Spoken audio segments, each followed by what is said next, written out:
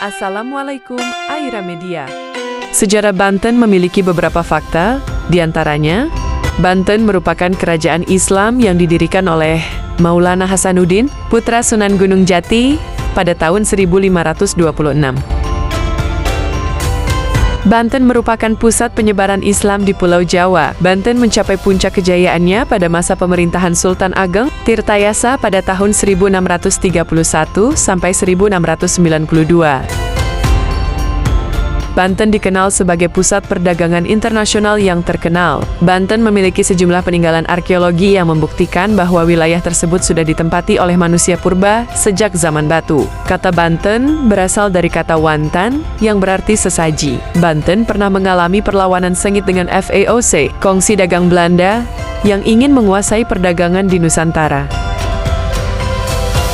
Para pahlawan yang berasal dari Banten diantaranya Sultan Ageng Tirtayasa, Mr. Safruddin Prawiranegara, Nyimas Gamparan, Brigjen K. Hasyamun, dan Raden Arya Wangsakara.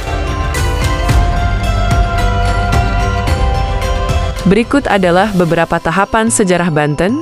Sebelum menjadi daerah Islam, Banten merupakan bagian dari Kerajaan Pajajaran. Sunan Gunung Jati merebut Banten dari Pajajaran pada tahun 1525 sampai 1526.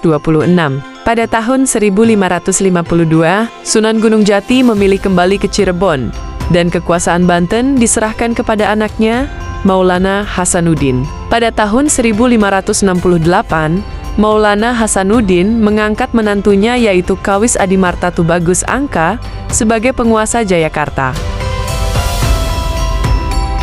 Sebelum Banten pindah ke Surosowan, awal mulanya adalah berasal di Banten Girang, yang saat ini ada petilasan Agus Chow. Masa kerajaan Islam di Banten dibuktikan dengan peninggalan Keraton Surosowan yang diperkirakan berdiri pada abad ke-17 M. Keraton Surosowan diduga merupakan tempat tinggal Sultan Banten pertama.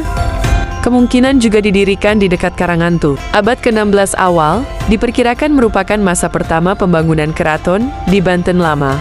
Benteng Surosowan seluruhnya dibuat dari bata yang memiliki tipe berbeda menurut ukuran, bahan dan teknik pembuatannya. Pada kedua gerbang, salah satu gerbang dibuat atap setengah silinder.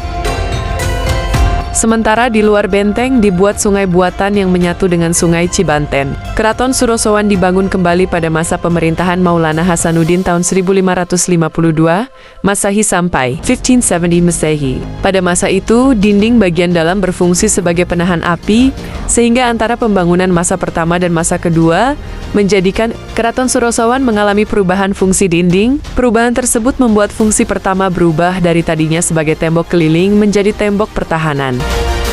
Pembangunan masa kedua juga telah mengalami percampuran unsur lainnya. Banten merupakan salah satu provinsi di Indonesia sekaligus merupakan nama kerajaan Islam. Banten juga dikenal karena aktivitas perdagangan. Setelah Portugis masuk ke wilayah Nusantara, pada abad ke-16 atau tepatnya tahun ke-1511 Banten memiliki sejumlah peninggalan arkeologi yang membuktikan bahwa wilayah tersebut sudah ditempati oleh manusia purba sejak zaman batu. Tinggalkan subscribe untuk channel Aira Media. Terima kasih.